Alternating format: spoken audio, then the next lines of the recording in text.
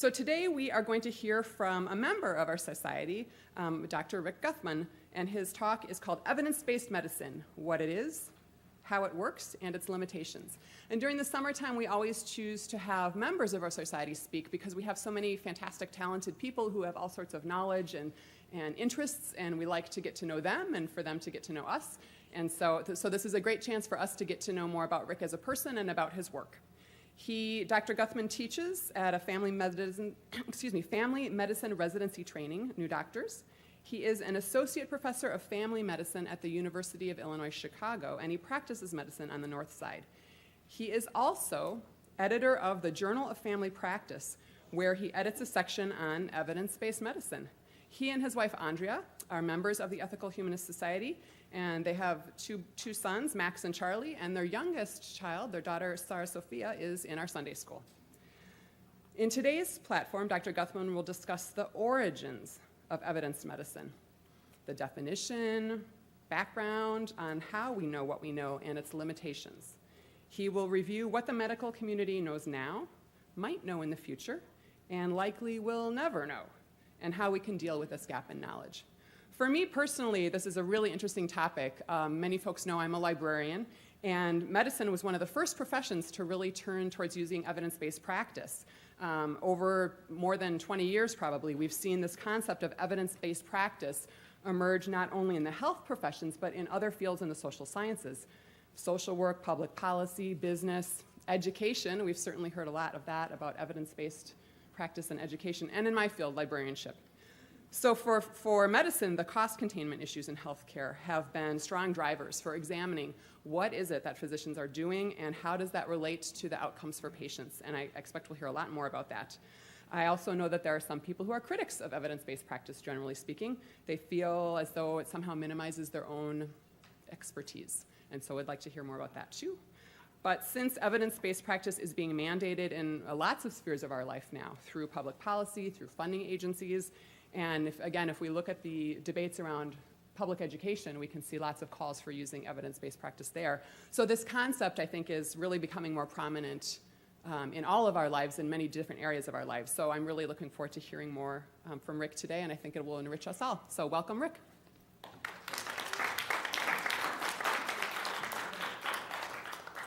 Thank you. Thanks for coming out this morning. Glad to see you all. Nice, beautiful summer Sunday. I wasn't sure how many people were coming because, as was mentioned, I joined in October, and this is my first summer as a member of the Ethical Humanist Society, so thanks for coming.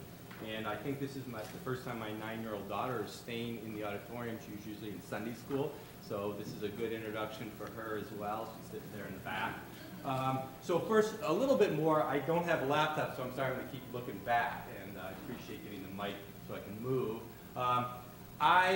These are the 3 journals that I actually work in, so it's a teeny bit more background on myself. I have for 16 years been teaching the new doctors, family medicine residents over at Illinois Masonic, Advocate Illinois Masonic, and as part of my job, I write evidence-based reviews. This is where we publish them. These 3 journals, this is the journal that I'm the associate editor of. This is a journal that I contribute to greatly, and then this is the biggest journal in family medicine.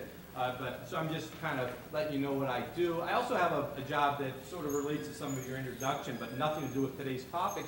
The topic is that I work on Obamacare for Advocate. It happens to be an intersection. I'm not going to be talking about that this morning, but I'm happy to talk to you about it later or some other time as well, and how we measure quality, and it feeds right into what I do with evidence-based medicine. But this morning, we're going to talk about evidence-based medicine and sort of the question of how we know what we know. And I'm going to spend a little bit more time than I usually do at work talking about the history of it, which I think will answer some broader questions on how we got to where we are.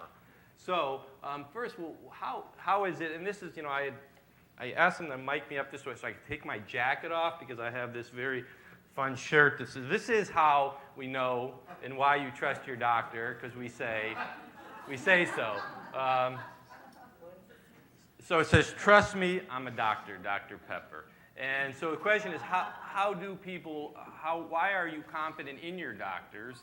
And what is the nature of it? And so this cartoon is I sort of thought about putting it at the end, but the question is, well, what is it that, how do doctors learn? And I went to medical school in 91 to 95, and literally what the stuff I'm talking about today was not around. The term evidence-based medicine was never mentioned, not one time in the 4 years I was in medical school.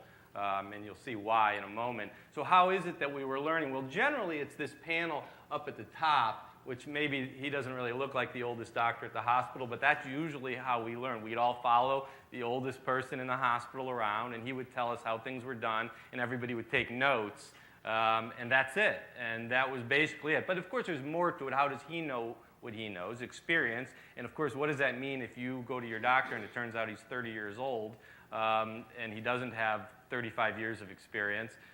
So mostly people have trusted people older than them. Now, some of these other panels is also true. We get bombarded with information, and that's the source of a lot of information. Not terribly reliable, and doesn't instill a lot of confidence either.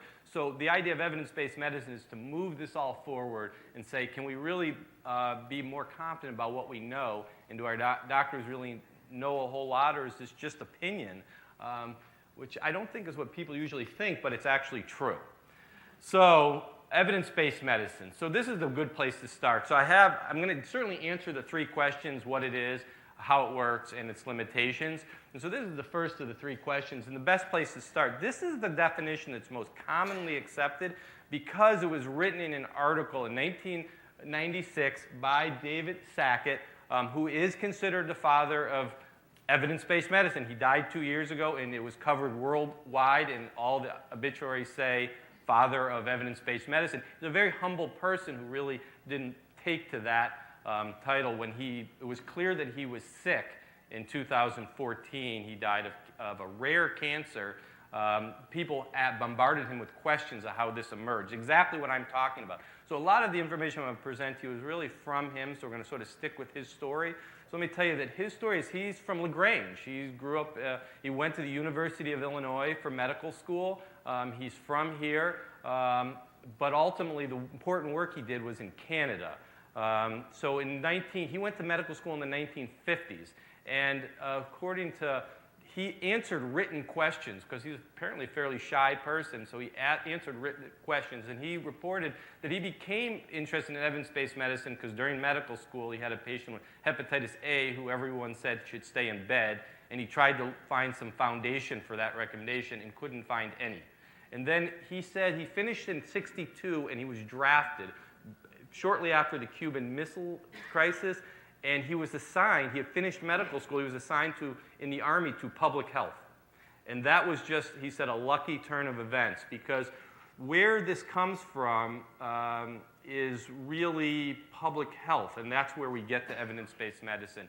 So he, in 1967, got recruited by McMaster University, it was a new medical school in Canada, and was started in '67, and they called him up and asked him to come and help start the medical school, and that's where he got started, and I'm going to pick up his story a little bit later. So, but where does the term really come from?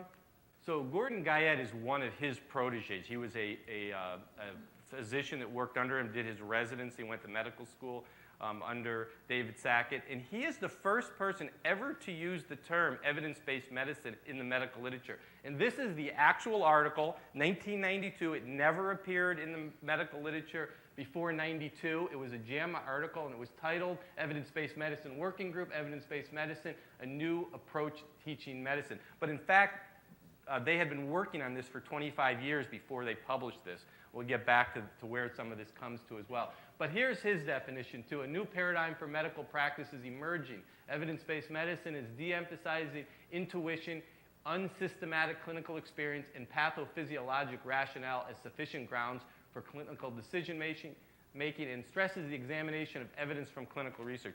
So this sort of outlines, well, where were we getting the information before? It was some sort of basic science, some reasoning, experience. That was it. So that's the first time it's mentioned. So I'm going to quickly run through some of this so you don't have to read all this in the slide. But where does the idea of evidence-based medicine come from? Because what I want to maybe convince you today is that evidence-based medicine is something new, which it never appeared, the term never appeared, but it does come from a clear intellectual foundation and really the history of everything, and that's why it now pervades everything. And so we're going to kind of run through. Obviously, there's a huge amount of things that have happened, so I am only going to skim through some of it. But this is really where it starts, 5th century BC. It's not evidence-based medicine, and this is where I'm saying something has changed recently. Something changed that was a big deal in 1992. And what that was really drove where we are now. And so understanding why is it that it's different? Because the idea of keeping track of things is not new. In the Art of War, 5th century, the first point made in the Art of War is a list of things you should do to win at war, because war is important. It's a matter of life and death, very much similar to medicine. And it is a way to survival or destruction, so study it.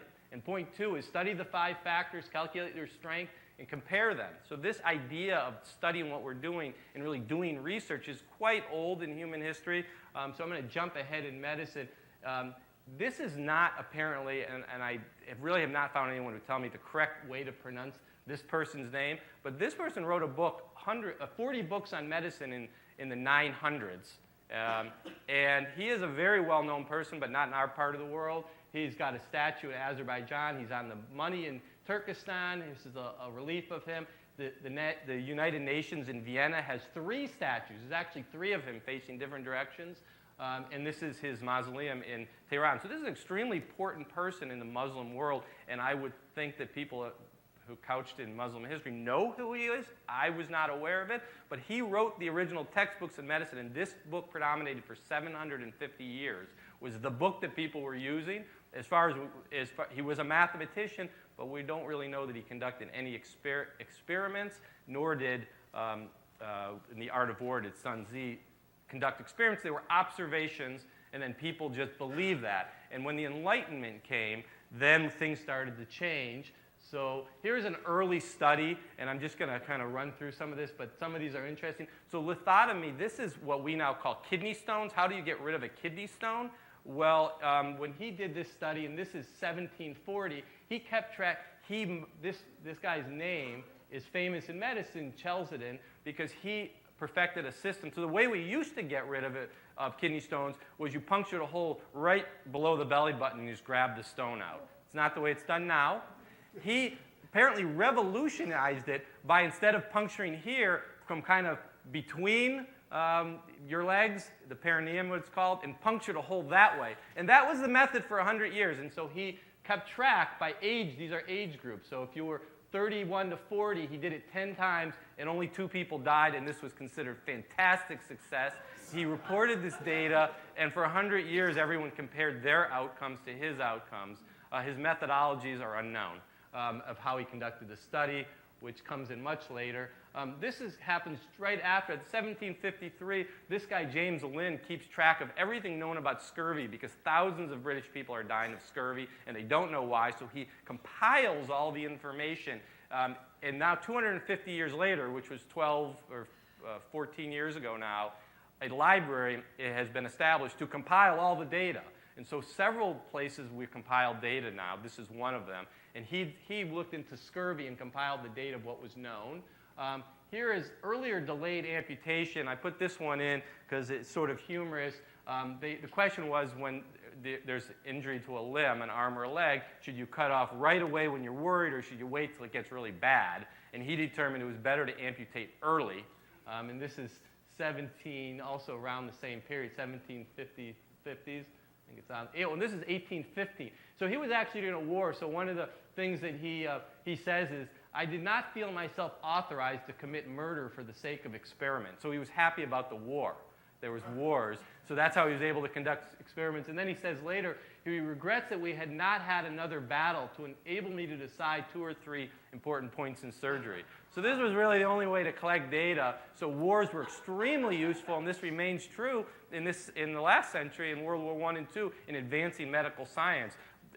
Importantly, in Chicago, World War II has everything to do with blood banking. Fantis Clinic, that was Cook County Hospital, was the first place they blood banked. And other wars have always been helpful. So it turns out amputating early is better. And people did continue to do that for hundreds of years. We sort of moved away from that, but only a little. So this guy, Pierre Lewis, so most of this early research stuff was done in Britain and France. So this guy's 1835, and he figures out that bloodletting, which contributed to George Washington's death, was not useful. It was 1835, 30 years after George Washington dies. He collects data, which I'm not showing here, and he realizes that of the patients they applied the bloodletting, they died more often. And that basically 1835 it ends, so he collected data. Here, if you're a student of public health, this is the story. This is chapter 1, day 1 of public health school. Dr. Snow and the famous pump, which still is there in Britain, you can go visit. He made a map. All the people were dying of cholera, and people didn't know why. They thought evil spirits was the main factor. And he plotted on a map the death of everyone who died, and then was determined, because of the way that the map looked, that the source may be the pump. Without any further proof than that map, he, by himself, went and unscrewed the pump handle, and cholera ended. And that was it. He had no other, because there was no germ theory. Germ theory comes 10 years later, where they realized germs are causing disease. They just suspected, but people weren't really sure. So he did this. It was considered huge, and it's an important step in epidemiology. So he's the father of epidemiology, which is really the source, not medicine, is really the source of evidence-based practice. And all these other fields is epidemiology. And Dr. Snow, and not medicine, is sort of late to the game. Surprise, it's odd.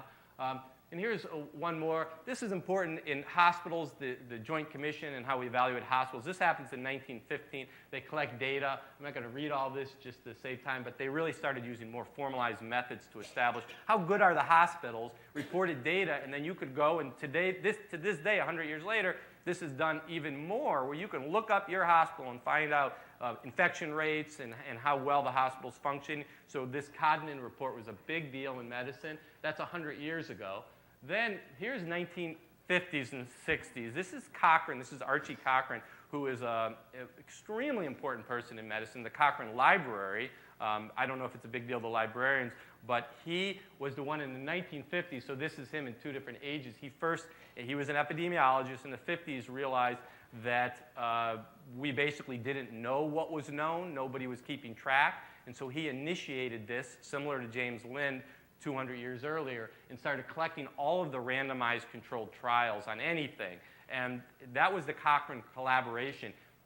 40 years later, they established the Cochrane Library, which is, if you ask physicians, are they familiar with it? They all are. They are the definitive reporters of collating the data, and they're very important. It's at Oxford, and David Sackett, when they founded it, which is a few years after this 96 article, they recruited him to be the head of it. So David Sackett moves to England and becomes the head of the Cochrane Library about 20 years ago, when he was about 60. Then this guy I thought I'd throw in there because he's also a Chicagoan, very important. Alvin Feinstein, he went to the University of Chicago, medical school there, as well as a public health degree. And he wrote books. This is really the important book that he wrote in 1967, because Archie Cochrane was collecting all this data, and I did sort of skip over a lot of the ethics in research, which was a big deal that sort of preceded even the 1950s, which we started experimenting on people without their permission, how studies were done. Well, by 1950s, we are collecting more data in research methodologies moving forward, but a lot of it was unethical, and it's filled with biases. And so he wrote a book about what our biases, what the physician's biases are, and trying to identify them as a way to avoid them. So this was a big deal. 1967 is the same year that McMaster University starts, and David Sackett moves to Canada, and they start to study how to do evidence-based medicine.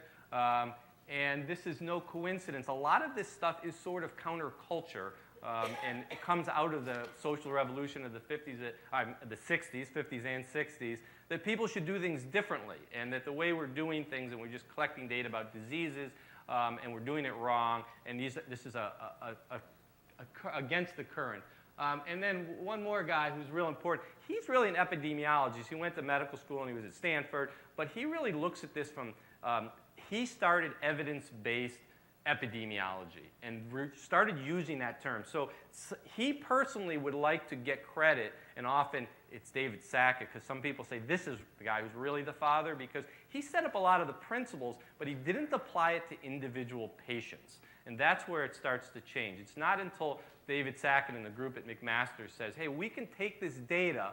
So, for instance, David Eddy contributes something like, turns out more than half of everyone has high blood pressure, and heart disease is really common, and this is prevalence and incidence of diseases, and knowing that can help a physician. But he didn't take it to the step where he said, well, how can I, in my practice, when I see one person, use that data? Because it doesn't necessarily obvious, it seems like it would be, but if a lot of people have hypertension, maybe we should screen everyone for hypertension. There's some sort of leap in thinking.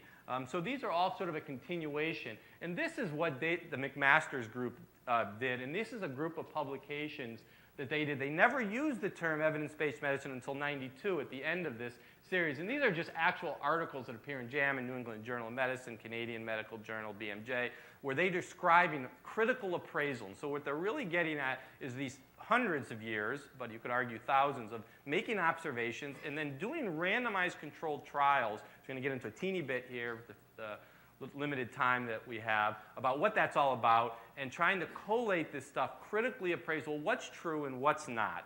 And so after Guyette publishes his article in '92, that's '92, this is how many times the term evidence-based medicine appears in the medical journal. 10 years later, there's over 2,500 references. So it took off like a rocket. Everybody latched onto this idea of evidence-based, you can fill in the blank, but evidence-based medicine starts in '92. Evidence-based epidemiology really starts back with Alvin Feinstein and Eddy, but it wasn't widely understood or wasn't adopted. But here's where it takes off. So it's huge. So now, if you look today, all of these journals and books have evidence-based in the title. This is this year's stuff. And you are just overwhelmed with how much everything is evidence-based, because that's where society has gone. And there's a bit of a natural progression to get here. So now, question number 2, how does it work? We're not going to spend even as much time on that. This is actually what I teach the residents, and do spend a lot of time on at work, but a lot of it's statistics. So other than using the word statistics, there will be none. There are no equations. There's no math in this lecture. But so the basic principle is it's about an individual patient. That's what's different. So you have to assess the patient. You have clinical questions. So you might ask a question like, should I give, does this patient need a PSA to test for prostate cancer? Does this patient need a mammogram? Does this patient, I'm a family physician, so I'm doing a lot of primary care. Should this patient take hormone replacement therapy after menopause?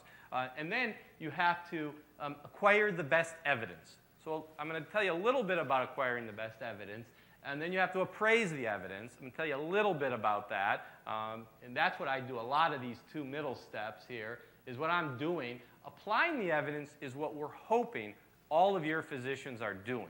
But there's a lot of information, so we're going to get to this as part of the problem. So this isn't a slide that you have to read all of it, but when I'm trying to figure out what the best evidence is, I have to say, what kind of question am I asking? If I'm asking about therapy, does taking aspirin after age 50 decrease your chance of getting a heart attack? That's a therapy. The best trial would be a randomized controlled trial. So that's why it says RCT is a randomized controlled trial. This is a lesser research. It's about research methodology. So a randomized controlled trial is an experiment, and it's very, very important, and that's what Archie Cochrane was involved with, because when we do observations, we're just filled with errors because people don't see it right. When you want to know about diagnosis, there are no randomized trials for making diagnosis. You simply follow people. So it's a different style. We're going to skip through that. So here is what's called the evidence pyramid, but I think for this group, maybe epistemology or the study of what we know, this fits right on top. If we were to expand what epistemology is about, the bottom layer, which would be huge, is René Descartes, and I think, therefore I am, and then this builds up. And how do we build on, okay, I can think through this thing, I reason. And so from my perspective, my little corner, here's what we get. So you have animal laboratory studies. We've had those for hundreds of years. no design in just case reports. So all those things I showed you about removing kidney stones or early amputations, those are just case reports in series. For all we know, they decided to start keeping track after 6 people just died. And then they said, let's just report the 6 people who lived. You just don't know. So the methods of it are very problematic and probably full of errors. So then you get to observation studies, and there's various types. Like I said, I spend a lot of time, so I'm having to refrain from saying too much about all this, because this is really what I talk to the new doctors about. But then you get randomized controlled trials, which are really, they eliminate the problem of confounding errors, if that means anything to anyone. So that's why they're so important, that you really can, and I'm going to give you an example. And then a meta-analysis up here, or systematic review, is, systematic review says, I reviewed every tidbit of information known on the planet, and I'm telling you how I'm certain. I had a librarian. We searched everything. We called authors in case there was unpublished data. We tried to find everything. And then a meta-analysis is a number crunching to get all the data into one final number. So this is where things are now. There's a lot of meta-analysis, and this is one of the things that's actually limited medicine, because everybody wants to do a meta-analysis. So if you were to actually show how many of each types of trials, the pyramid now is biggest here, which makes no sense, because it's built, this is an analysis of this stuff. The reviews are analysis of these studies, but now there's more reviews than there are actual studies. And then guidelines is really what I'm writing, what I'm an editor of. If you're a family physician, you don't read the whole Cochrane review. You read a short summary, and someone like me writes or edits the summary of all the other stuff, and then you get a bottom line. And most physicians, my residents tell me that's how they like it. Just tell me the answer. They don't want all the stuff, so more and more we publish that stuff. There's probably more than you want about that. So here's an example, and so most people will probably remember this. Everyone was on hormone replacement therapy in the 1980s and right into the 90s, and it was good for you, and so most women wanted to take it, and it sounded like a good idea, and now nobody does. And so here's what happened, and this is an error in research methodology, is all the original studies simply were observations. Who did better, and say, oh, are you taking hormone replacement therapy? And this woman says yes, and that one says no. We collect a lot of data, and it looks like all the people who take hormone replacement therapy live longer, have less diseases, they have less heart attacks. You name it, they're doing better. So it must be good for you. And then finally, we get the Women's Health Initiative and the Nurses Study, which are true randomized controlled trials. They randomized people to taking hormone replacement therapy or not, and they waited 10 years.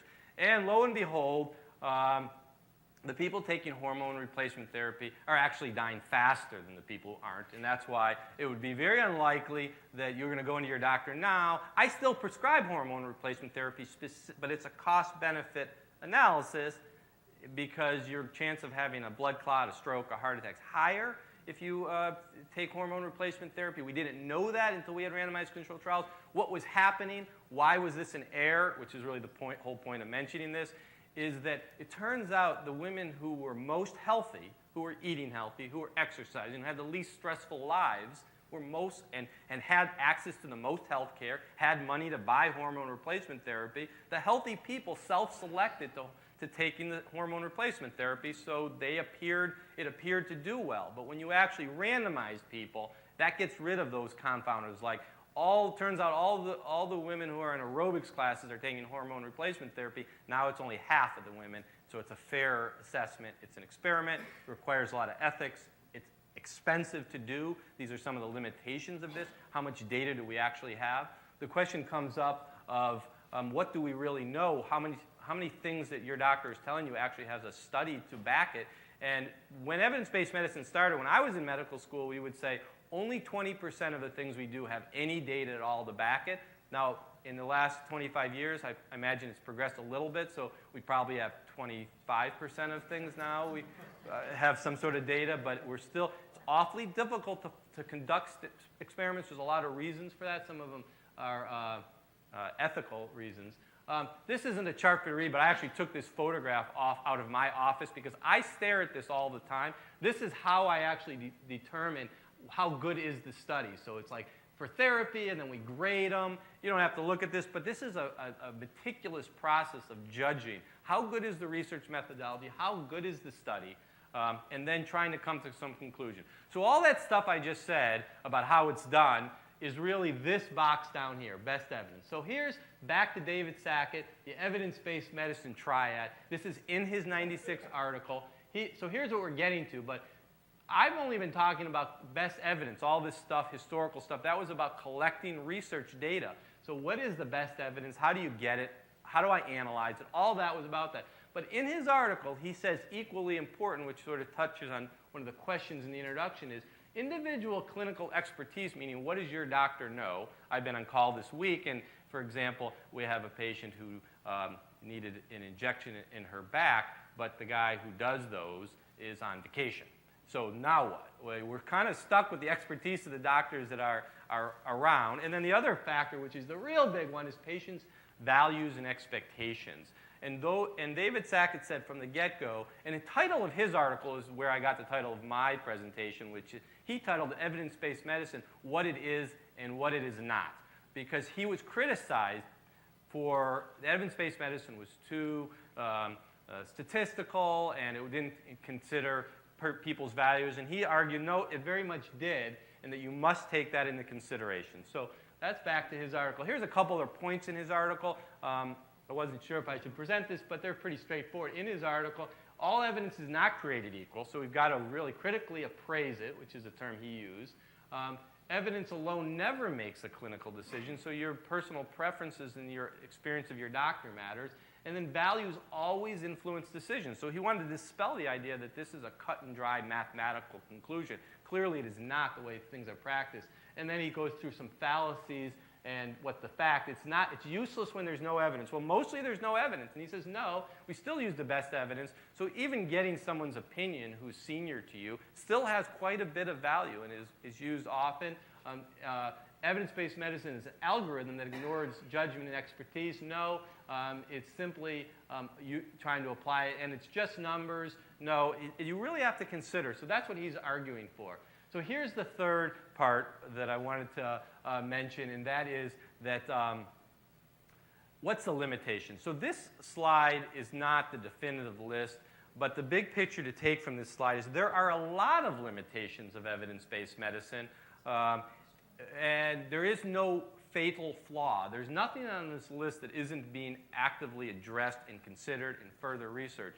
So the good news, from my perspective, is there's a lot of promise here that this is going to get better. But at the moment, and evidence-based medicine is pretty new, 25 years since the term was coined, it has a lot of issues. The number one limiting factor is probably personal values and beliefs, because people have a lot of interesting ideas, some of them good and some of them not. We certainly get Jehovah's Witnesses who come to the hospital. They do not want a blood transfusion even during childbirth, and we respect that. Things like that. This week we had a woman who was sent in by the cardiologist to have this procedure about a heart arrhythmia, but her daughter showed up and she has dementia and said, we don't want to do all this, and they took her home. So, the fact that the evidence was this would help her, they didn't want to do it, and I think it was a perfectly reasonable choice to make. It was confusing to her what was going on. She was upset, and in truth, in the long run, I mean, this is just a matter of how do I want to spend the rest of my time? And not everybody wants to spend it in a hospital recovering from a procedure. Epistemology, research methodology, I sort of mentioned it. There's a lot of errors. I only mentioned one example, but there are lots, and I'm happy to talk to you about what more of them are. Statistics and probabilities, people are not very good with statistics and probabilities. That's basically, I'm going to have another example showing you how difficult this is. But simply, if I tell you that you need a test and we're going to put some contrast in to get some pictures of your abdomen, and when we give people contrast, people have reactions to it, and about 1 in 50,000 people die. First of all, we usually don't tell people that, but that's the truth. Would you say no? Well, is 1 in 50,000 a risk you're willing to take or not? People are not very good at processing these sort of decisions. Doctors aren't much better at it either. And if you're not used to seeing these numbers, it's very hard to calculate. What risk am I willing to take Do I even know, if I even told the choice, it's tricky.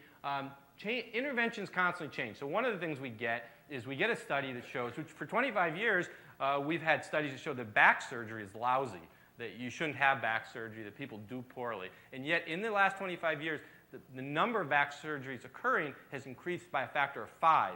So the evidence says they're lousy. Well, what keeps happening? The back surgeons keep saying they've improved the technique. The old data is no good. So they just keep ignoring it because they say, well, we keep improving the intervention. Vested interest, this is, a lot of people have often a financial reason to do what they're doing. I think medicine's fraught with that, and that's a tricky business itself. Dissemination, adoption of findings. One of the important things that's happened is historically, meaning 5 years ago and beyond, drug companies would conduct 10 identical research studies and then only publish the one with the findings most favorable. Well, that problem's actually been addressed because now you must register your study in advance or no journal will publish it. If you did not acknowledge all the studies, so now you can see if people are hiding data, which is what the vested interest would do to establish things. Dissemination, adoptive findings, generalizability. Is this data apply to my patient?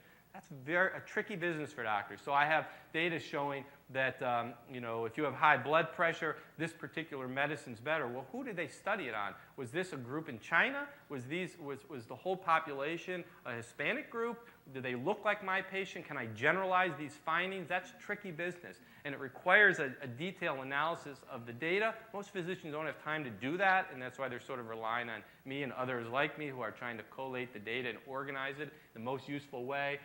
Biases. Publication bias was one I mentioned. They don't publish everything. Selection bias, people self-select to be in studies. Can you put these things into play?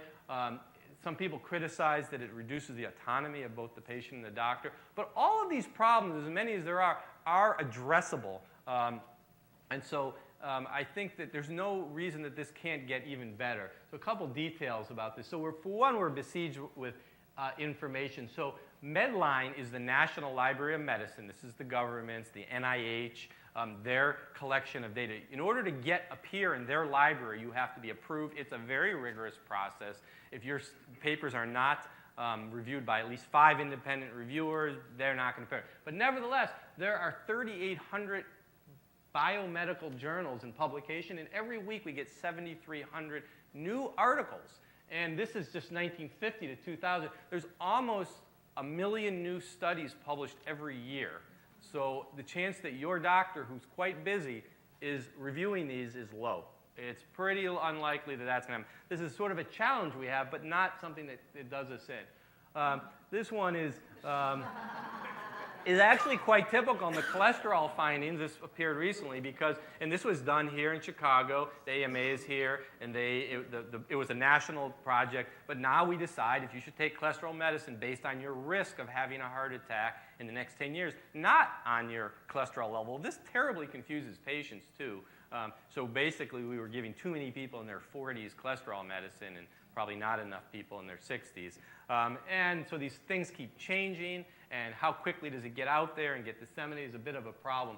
This is an example of one that I deal with a lot in primary care because the PSA, prostate-specific antigen, which is a test for screening for prostate cancer, has been pretty controversial. It doesn't get well reported in the newspaper because it's confusing the people. I would say a decade ago, there was a big Sun-Times headline about get your free PSH screening, and then the next year, the U.S. Preventive Service Task Force, again, this is the government, the CDCs, say, don't do PSAs. And this has happened within a year of the Sun-Times putting on the cover that you should get this free. A lot of controversy, a lot of confusion. So just a quick example of how difficult it is for people to take the data, and there's a lot more to it, but to try to simplify it, this is 100 men, and everybody gets a PSA test.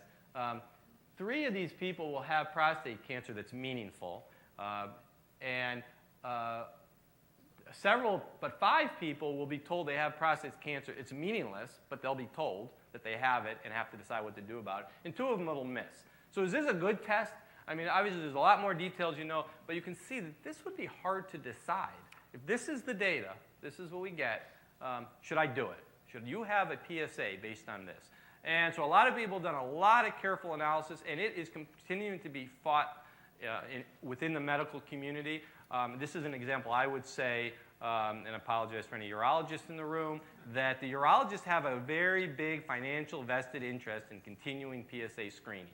Because what happens when you stop screening, and they've reported this has happened, you find less prostate cancers, and they don't see the urologist, people who don't know they have it. But the issue was the same number of people end up dying, whether you screen or not. And so the government, which determines what Medicare will pay for, says, no, you don't need this. This test is not helpful. Very confusing stuff, though, to people.